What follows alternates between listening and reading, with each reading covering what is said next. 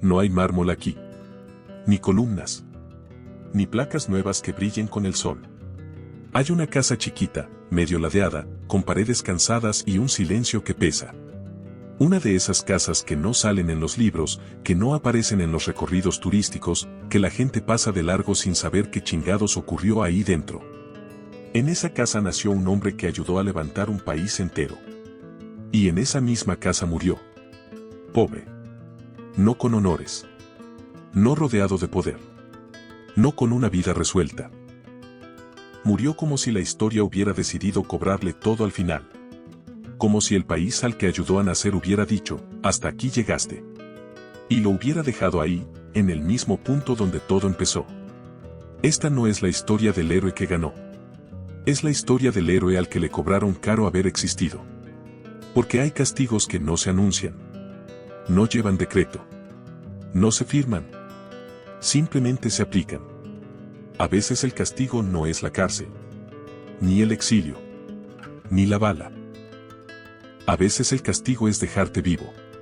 Pero igual de jodido que cuando empezaste. Dicen que la pobreza se hereda. Pero en este caso, fue una sentencia.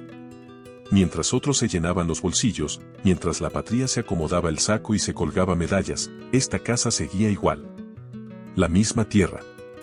El mismo techo humilde. La misma vida apretada. Aquí no hubo lujos. Aquí no hubo palacios. Aquí no hubo final feliz. Solo una casa que lo vio nacer con las manos vacías. Y lo vio volver cuando ya no le servía a nadie. Esta historia no va de batallas épicas ni de discursos encendidos. Va de silencios. De ausencias. De lo que pasa cuando un país usa a un hombre y luego lo deja caer. Porque cuando terminó la guerra, cuando la bandera ya ondeaba y los aplausos se apagaron, nadie vino por él. Nadie le construyó nada nuevo. Nadie lo sacó de aquí. La casa siguió siendo la misma. Y eso no fue casualidad. Fue un mensaje. Un castigo simbólico. Como diciendo: gracias por todo, ahora regresa a donde perteneces. Y aquí empieza esta historia. No con gloria. Sino con una casa humilde, en un rincón de México, que guarda una verdad que incomoda hasta hoy. La casa estaba ahí desde antes de que alguien pronunciara su nombre en voz alta. Antes de que existiera la palabra patria como promesa. Antes de que alguien hablara de libertad con la boca llena. Era una casa de tierra y esfuerzo, levantada a puro pulso en Tixtla, Guerrero, donde el sol cae duro y la vida no da tregua. Una casa sin adornos, sin comodidades, sin nada que presumir. De esas donde el piso es el mismo suelo y el techo aguanta más por costumbre que por firmeza. Ahí nació Vicente Guerrero. No nació entre sedas ni palabras bonitas. Nació con el ruido del campo, con el olor a sudor, con la certeza de que todo iba a costar el doble. Desde niña entendió algo que no se aprende en la escuela, que la pobreza no es solo no tener dinero. Es no tener margen. No tener red. No tener a quien reclamarle cuando las cosas salen mal. Es vivir sabiendo que si te caes, nadie te va a levantar. En esa casa no sobraba nada. Ni el maíz. Ni el tiempo. Ni las fuerzas. Los días pasaban lentos, marcados por el trabajo y por la misma rutina de siempre. La casa veía salir a los hombres al amanecer y los veía volver cansados, con las manos raspadas y la mirada firme. No había quejas. No porque no doliera, sino porque quejarse no servía de nada. Ahí se aprende a aguantar. Ahí se aprende a obedecer. Ahí se aprende a no pedir. Y sin saberlo, la casa ya estaba enseñándole su lugar en el mundo. Porque hay casas que no solo te cobijan, te moldean. Esa pobreza no era un accidente. Era una herencia silenciosa, una carga que se pasa de generación en generación sin papeles, sin firmas, sin testamentos. Y Vicente la cargó desde el primer día. Pero también cargó otra cosa. Una rabia callada. Una incomodidad con el orden de las cosas. Una pregunta que no se decía en voz alta, pero que pesaba igual. ¿Por qué unos nacen con todo y otros con nada? La casa escuchó esas preguntas. Las escuchó en las noches largas. Las escuchó cuando el hambre apretaba. Las escuchó cuando el futuro parecía una pared. no era una casa triste. Era una casa dura. Y desde ahí, desde ese rincón olvidado del sur de México, empezó a formarse un hombre que no sabía todavía que iba a cambiar la historia, pero que ya sabía lo que era no tener nada que perder. Porque cuando naces pobre de verdad, el miedo funciona distinto. No le temes a perder lo que nunca tuviste. Le temes a quedarte atrapado para siempre. Esa casa lo vio crecer con esa certeza clavada en el pecho. Lo vio salir una y otra vez, buscando algo que no sabía nombrar. Y lo vio volver siempre igual, sin dinero, sin privilegios, pero con los ojos más abiertos. La pobreza no lo quebró, pero lo marcó. Y lo que viene después, la lucha, la guerra, la gloria momentánea, no se entiende sin este inicio. Sin esta casa. Sin esta vida apretada que, desde el principio, parecía decirle algo claro. Aquí naciste. Aquí te esperan. Como si la historia ya hubiera decidido el castigo desde antes de que él diera el primer paso. Cuando la guerra empezó a moverse, la casa se quedó atrás. No porque dejara de importar, sino porque había cosas más urgentes que comer. Vicente se fue sin despedidas largas. En lugares como Guerrero, las despedidas no se alargan porque nadie sabe si va a haber regreso. Salió con lo puesto, con el cuerpo joven y la cabeza llena de coraje. No llevaba mapas ni planes grandes. Llevaba memoria. Hambre. Y una idea simple que quema fuerte cuando nace en la pobreza: esto no puede seguir así.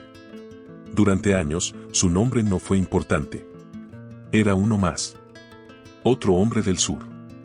Otro que sabía caminar cerros, aguantar balas, dormir en el suelo. Pero ahí, en el monte, lejos de palacios y salones, empezó a volverse necesario. Porque Vicente servía para algo que otros no podían. Conocía la tierra como se conoce a una cicatriz. Sabía moverse sin hacer ruido, sabía resistir cuando no había nada, sabía obedecer cuando tocaba y mandar cuando no quedaba de otra. Mientras la lucha avanzaba, su nombre empezó a circular. Primero en voz baja. Luego con respeto. Después con urgencia. Cada victoria lo hacía más visible. Cada derrota lo hacía más necesario. Y mientras tanto, la casa seguía igual. No crecía. No mejoraba. No cambiaba. Pero nadie hablaba de eso. Cuando un hombre es útil, nadie se pregunta si tiene dónde dormir. Mientras peleas, te celebran. Mientras sirves, te llaman hermano. Mientras avanzas, te prometen futuro. Vicente se volvió una pieza clave. No por discursos bonitos, sino porque hacía el trabajo sucio. El que no sale en retratos. El que no se presume. El que se paga con sudor y sangre. Y el país lo usó. No con maldad abierta. No con traición directa. Sino con esa forma más cómoda de abuso, la necesidad. Cada vez que la causa flaqueaba, volteaban al sur. Cada vez que las cosas se ponían feas, ahí estaba él. Cada vez que alguien tenía que aguantar, le tocaba a los mismos. Y Vicente aguantó. Porque venía de una casa donde aguantar era normal. Porque venía de una vida donde nadie te rescataba. Porque cuando creces pobre, confundes resistencia con destino. En medio de la guerra, hubo momentos donde todo parecía valer la pena. Gente que lo seguía. Voces que lo nombraban con respeto. Promesas dichas al oído, entre fogatas y planes que sonaban grandes. Le hablaban de reconocimiento. De futuro. De un país distinto. Y él escuchaba. No porque fuera ingenuo. Sino porque necesitaba creer que todo ese desgaste servía para algo más que morir cansado. Pero la casa nunca recibió noticias. Nunca llegaron mejoras. Nunca llegaron manos nuevas a levantarla. Era como si la historia avanzara sin llevarse nada de ahí. Como si ese origen estorbara al relato que estaban construyendo. Porque los héroes pobres sirven. Pero no lucen. Mientras la guerra seguía, Vicente se alejaba cada vez más de ese punto inicial. No en distancia, sino en ilusión. Empezaba a entender que el respeto dura lo que dura la necesidad. Que el aplauso es prestado. Que el poder ajeno siempre cobra. Aún así, siguió. Siguió porque ya no había vuelta atrás. Siguió porque retirarse era traicionar todo lo vivido.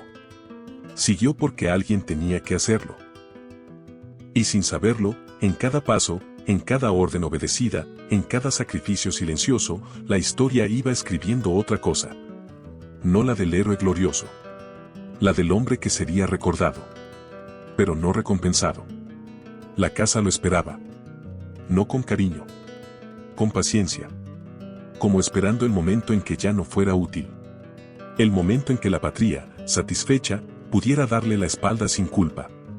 Cuando la guerra empezó a apagarse, el silencio llegó primero. No fue un golpe seco. Fue un retiro lento. Como cuando la gente deja de voltearte a ver. Ya no había fogatas encendidas para escuchar planes. Ya no había prisas por buscarlo. Ya no había urgencia. La patria, esa palabra grande que se gritó tantas veces, empezó a hablar bajito. Y cuando habla bajito, casi siempre es porque ya decidió algo. Vicente lo notó en los detalles. En los mensajes que tardaban. En las órdenes que ya no llegaban claras. En las reuniones donde su silla quedaba al fondo. No fue una traición de frente. Fue peor. Fue una traición elegante. Mientras otros se acomodaban, mientras algunos cambiaban el monte por escritorios, mientras los nombres nuevos empezaban a sonar más presentables, el sur volvió a estorbar. Y con el sur, él. Porque Vicente no encajaba en el nuevo relato. No tenía la voz pulida. No tenía modales de salón.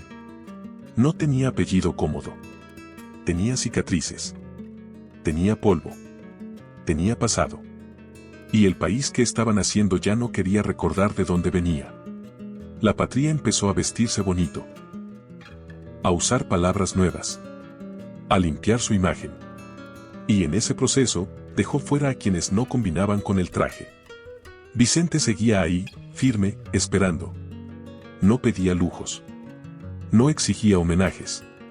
Solo esperaba que el esfuerzo tuviera un sentido. Que el sacrificio no fuera una broma pesada. Pero la respuesta fue el vacío. Las promesas se quedaron en el aire. Los reconocimientos se volvieron discursos ajenos. La gratitud se transformó en distancia. Como si decir su nombre incomodara. Porque hay hombres que sirven para ganar guerras. Pero no para construir fotos. La patria lo empezó a tratar como un recuerdo incómodo. Algo que estuvo bien mientras fue necesario, pero que ahora convenía guardar. No eliminar, eso sería escandaloso, solo arrinconar. Y Vicente entendió. No de golpe. Con dolor. Entendió que el castigo no iba a ser una celda. Ni una bala. Ni un juicio. El castigo era este. La nada. Volvió a pensar en la casa. En ese punto inicial que nunca cambió. En ese lugar que seguía igual, como si el tiempo se hubiera burlado de él. Mientras otros avanzaban, él se quedaba suspendido. Demasiado grande para desaparecer, demasiado incómodo para ser premiado. Y ahí fue cuando el castigo empezó a tomar forma. No como violencia, sino como abandono. Porque no hay nada más cruel para alguien que dio todo. Que darse cuenta de que ya no lo necesitan. La patria siguió adelante. Se organizó. Se acomodó. Y dejó atrás al hombre que la sostuvo cuando nadie más podía. No lo expulsaron. No lo humillaron públicamente. Simplemente dejaron de sostenerlo. Y eso, para alguien que nunca tuvo red, fue suficiente. La casa seguía ahí. Esperando. No como refugio. Sino como recordatorio. Como si desde lejos, sin decir nada, le estuviera repitiendo lo mismo de siempre. Aquí empezaste. Aquí vas a terminar. Cuando por fin llegó arriba, no hubo aplausos que duraran. No hubo fiesta larga. No hubo mudanza. El poder, ese al que tanto se aferran como si fuera salvación, a Vicente le cayó como un saco ajeno. Llegó sin cambiarle la espalda, sin acomodarle la vida, sin borrar el polvo del camino. Porque una cosa es mandar. Y otra muy distinta es que te cuiden.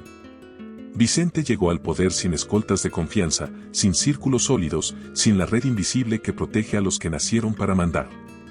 Llegó con lo mismo de siempre, carácter, terquedad y una idea clara de justicia. Pero eso no alcanza cuando el juego ya está arreglado. El cargo duró menos que las promesas. Y el respeto, todavía menos. Desde arriba se dio cuenta de algo brutal: el poder no te pertenece. Te lo prestan. Y cuando incomodas, te lo quitan sin pedir permiso. Gobernar no significó seguridad. No significó respaldo. No significó protección para él ni para los suyos.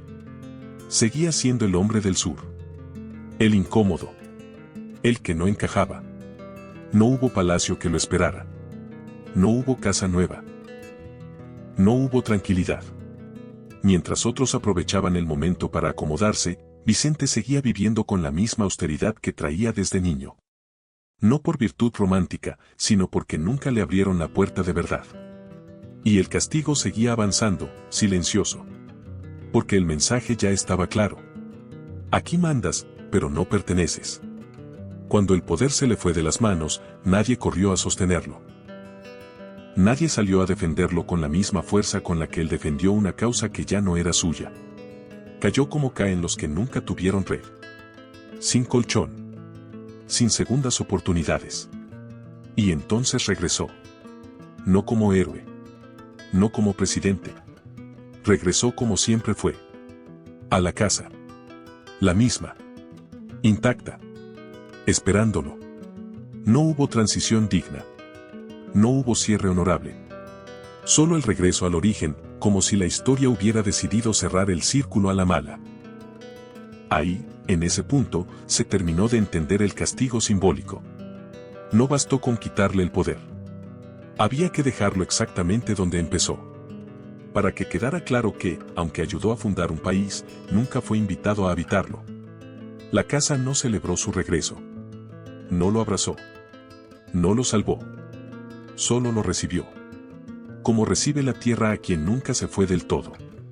Y en ese silencio pesado, entre paredes conocidas, se volvió evidente algo que nadie quería decir en voz alta. El poder pasó. Pero la pobreza se quedó. ¿Tú crees que México ha tratado justamente a quienes lo ayudaron a nacer? No hubo persecución ruidosa. No hubo escándalo.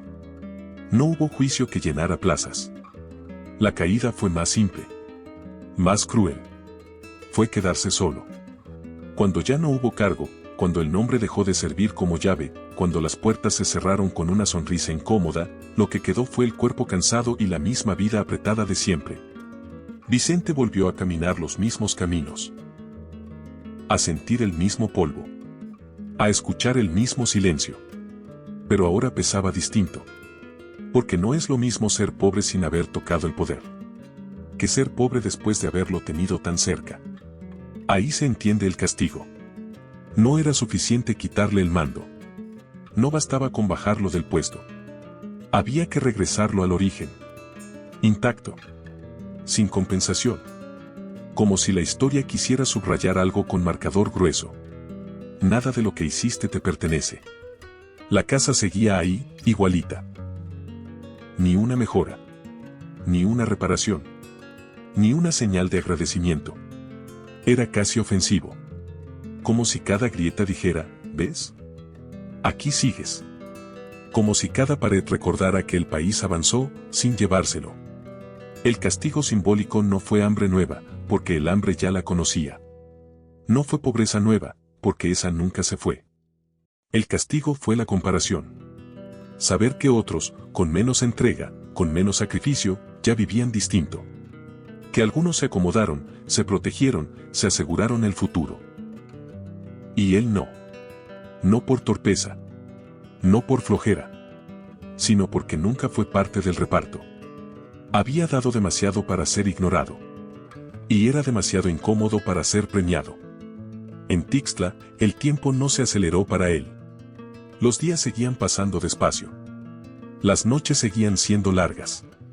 La casa lo veía sentarse. Pensar. Callar. No se quejaba en voz alta. No hacía escándalo. No maldecía a todos. Pero el castigo estaba ahí, metido en los huesos. Porque cuando alguien que lo dio todo vuelve a la nada, el mensaje es brutal. La patria no es para todos. No hubo indemnización. No hubo retiro digno. No hubo tranquilidad. Solo ese regreso seco, como si la historia hubiera cerrado el expediente con una sola frase. Caso terminado. Y no lo estaba. Porque todavía faltaba lo último. Lo definitivo. La parte donde el castigo deja de ser simbólico. Y se vuelve final. La casa, paciente, seguía esperando. No para salvarlo, sino para ser testigo una vez más. Como si supiera que ahí, en ese mismo lugar, la historia iba a terminar de cobrarse todo. La muerte no llegó con ruido. No hubo multitudes. No hubo campanas llamando a nadie. Llegó como llegan las cosas cuando ya no importan. Vicente se fue apagando en la misma casa que lo vio nacer. La misma tierra bajo los pies. El mismo aire caliente. El mismo techo cansado. No hubo médicos de renombre ni cuidados especiales. No hubo protección de Estado. No hubo ese mínimo gesto que dice, no te dejamos solo. Porque ya estaba solo. Afuera, el país seguía. Las discusiones seguían. Los nuevos nombres ocupaban el espacio. Adentro, la casa guardaba silencio. Morir pobre no fue una sorpresa. Fue la confirmación. Confirmación de que todo había sido verdad. De que el castigo no era temporal. De que nadie iba a corregir la injusticia al final. Murió sin riquezas. Sin propiedades. Sin seguridad para los suyos. Murió como vivió. Apretado, sencillo, sin margen. Y ahí está la herida que no cierra. Porque no murió joven en batalla. No cayó defendiendo un cerro. No fue un final épico. Murió después. Cuando ya no estorbaba. Cuando ya no servía. La casa fue lo último que vio. No como refugio. Como frontera. Como diciendo, hasta aquí llegaste. No hubo rescate tardío. No hubo homenaje inmediato. No hubo corrección histórica. La patria no volvió la cara. Y ese es el castigo más pesado de todos. Haber dado la vida por algo que no te sostuvo ni al final. Dicen que los héroes nunca mueren. Pero algunos mueren dos veces. Una cuando dejan de respirar. Y otra cuando nadie se hace cargo de lo que dejaron. Vicente murió pobre, sí.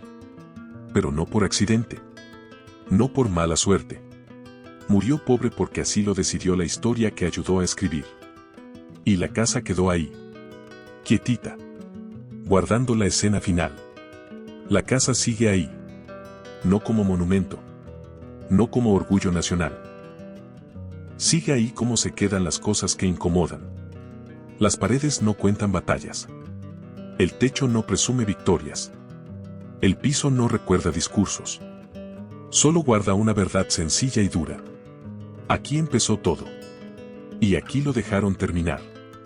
Mientras el país aprendió a contarse bonito, mientras las fechas se acomodaron en los libros y los nombres se volvieron estatuas, esta casa no cambió. No porque no pudiera, sino porque nadie quiso tocarla. Es la sentencia final. El punto y aparte que nadie quiso leer.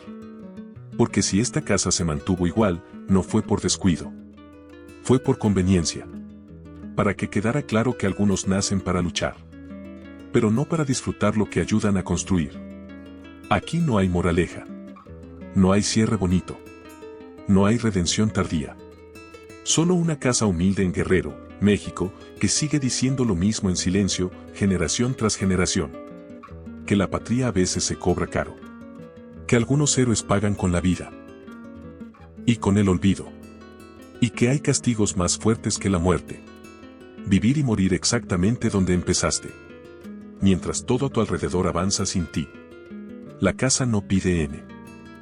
Hada. No acusa. No reclama. Solo está ahí. Como una verdad parada. Como recordatorio incómodo de que la historia no siempre es justa. Pero sí es muy clara cuando decide a quién dejar atrás. Gracias por quedarte hasta el final y escuchar esta historia completa. Historias como esta no se cuentan para glorificar, sino para recordar y para no repetir los mismos silencios. Si este relato te movió algo por dentro, suscríbete al canal. Aquí seguimos contando las historias que no siempre aparecen en los libros, las que incomodan, las que duelen, pero también las que nos ayudan a entender quiénes somos como país. Déjanos tu opinión en los comentarios, dale like y comparte este video con alguien que crea que la historia de México merece contarse sin maquillaje. Nos vemos en la siguiente historia.